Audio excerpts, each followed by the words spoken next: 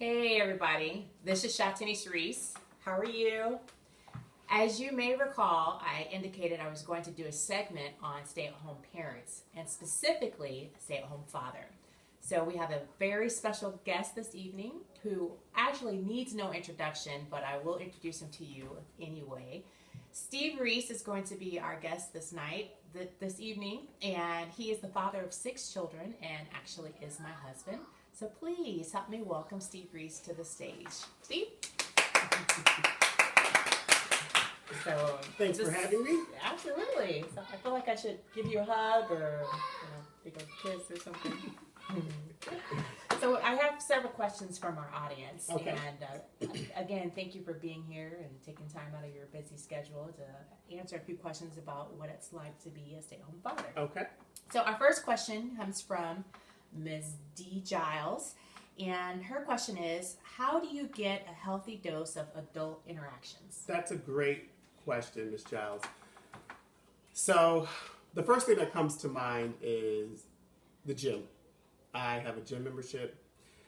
It's $30 a month, which is $1 a day for some peace. When my wife's come home from work, long day of work, we do the tag team. And the tag team literally is this. Tag, you're it. I have my bag. Now, I must add, we hug, we kiss, we talk throughout the day. She calls me on her way home, so it's not like as soon as she gets here, I'm just completely running off and then ask her about her day. That's not how that works. But I am ready to go when she walks in that door. So within that 30-minute frame, I am on my way to the gym. I'm in the car. I got the music blasted. I'm at peace with myself for the moment. So that's how I get my adult time. Not only that, Shatanice and I are strong believers that nothing will happen unless you put it on your calendar. So just like if you're at work, if you have a meeting at 9 o'clock, a luncheon at 12, and whatever else that happens, that's exactly what we do with our date time. We make sure that we schedule date time. It's on the calendar, and we make sure that the kids, our older kids, that they coincide with their schedules and things of that nature. So us getting out, it's very, very important and healthy for our relationship. And so we both don't feel like, man, we just doing the same thing over and over and over and over again.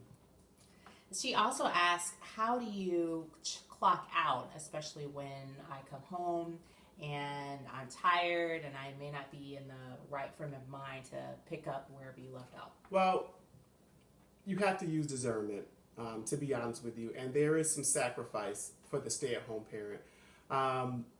9 times out of 10, I can just get up and go to the gym when Shatanice gets home. But there are certain times where when she comes home, I can tell that I'm not going to go to the gym today. I'll stay at home. We'll watch a movie. I'll get the kids ready for bed and popcorn and all that stuff. And we just chill in the bed. And we'll just watch a movie and she just falls asleep. And I'll wait until I fall asleep. And then that's it. It is what it is. But like I said before, that's 9 times out of 10, I am able to get out and leave and do whatever I need to do for a few hours so I can keep my sanity. But also for Shatanice to see that, you know what, that the gym is not priority over me. He was willing to sacrifice his alone time for whatever the reason may be at that time. So you just have to do what you have to do to make sure that the home front is safe. So our next question comes in from Ms. Kenyatta, and her question is, why be at home with this economy? And in your response, this would be a great time to kind of indicate why we're doing this or why we chose to have a parent Great home. question, Ms. Kenyatta. So I think of this. When is it the right time to do anything?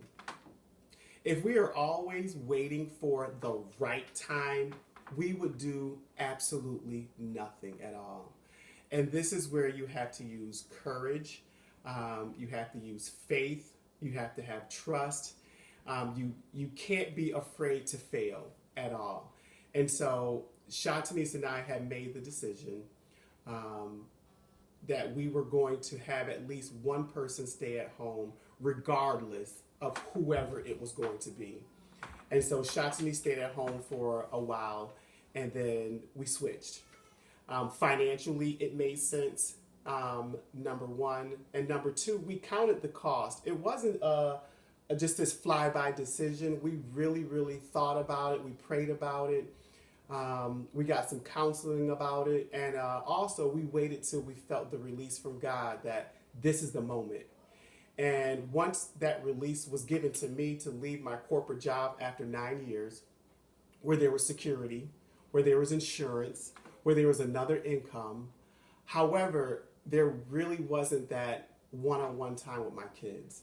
And I think thousands of us fathers, we miss that. Right. We want to be not just fathers, right. You know, just mothers as well. We miss, because if both parents are working, then you're doing the daily flow of everything. You're getting up, you're dropping the kids off, you're going to work, you're picking them up, you're coming home, you're cooking dinner, you're washing the clothes. By the time you get into bed, you're so exhausted. And so our life is so much better, I think, because you do have one person home that can take care of all of the other things that my wife doesn't have to worry about. She doesn't have to worry about doctor's appointments. There's always someone there at the kids' school if need be. The house is consistently clean. There's food for her.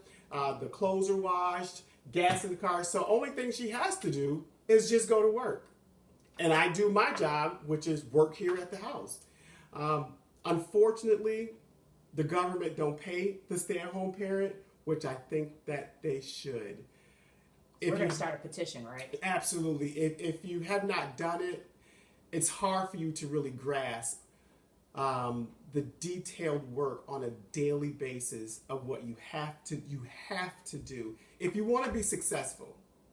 Because there's two different type of stay-at-home parents, and you can see it in the fruit is in your children, and the fruit is in how your house looks on a regular basis. So I hope that answers your question, Ms. Kenyatta. All right, so our next question comes from Ms. Godfrey, and she says, how do you deal with so many different personalities at the same time? As I mentioned, we have 6 children, and then me as your wife as a personality. But she's asking specifically about the children and how you discipline each child. It's the same way of how you would handle someone at work, per se. You know, when you're working with people, you have to have discernment, and you have to know how to deal with people.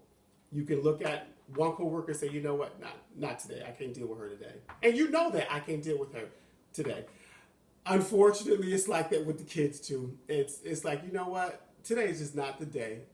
I'm not sure what's going on with you, but it's just not your day to day. Let's go upstairs. Let's try to work things out, and let's try it all over again. You just got to do what you have to do. All of us have different personalities. You have to respect the different personalities. You have to understand the different personalities. And what I like to try to figure out is from which side of the family did that personality trait comes from. Because I can look at some of my kids and say, that's your mom. And I just have to sit in that for a moment. And those are the best qualities. Yeah, those are the best qualities. So Ms. Godfrey also asked, how do we separate being parents and then also being a couple? Hold on, I do want to go back to the discipline part, because I think that's very important. When I was growing up, and probably many of you when you were growing up, a whooping was the answer to every problem that our parents had. That was the solution. I'm going to beat your butt, period. I didn't want that for my kids. However, I will use that tactic if need be after several warnings. And again, you do have to learn your children. You have to. I know for my oldest son, if I take away his iPhone, his cell phone, his money, that hurts him. For my daughter, my oldest daughter, if I make her do chores, that hurts her. For my next son, if I tell him that he cannot go and play with his godbrother, or he is on punishment, can't use his phone or the iPad, that hurts him. For my daughter, if I tell her we're not going somewhere together, that will hurt her. For my youngest daughter, if I tell her no candy, that hurts. So you have to learn your kids. You have to know what tactics to drive home the message that you're trying to teach them. That is not a game. I am not your friend. I am your parent first. Now, I am here for you. I love you. But if I need to, I will get in that butt. Just saying. And so how do we, being parents and couples, how do we find the time between... You schedule it. You have to schedule it. Point blank, period. There's nothing else to say. You have to schedule it.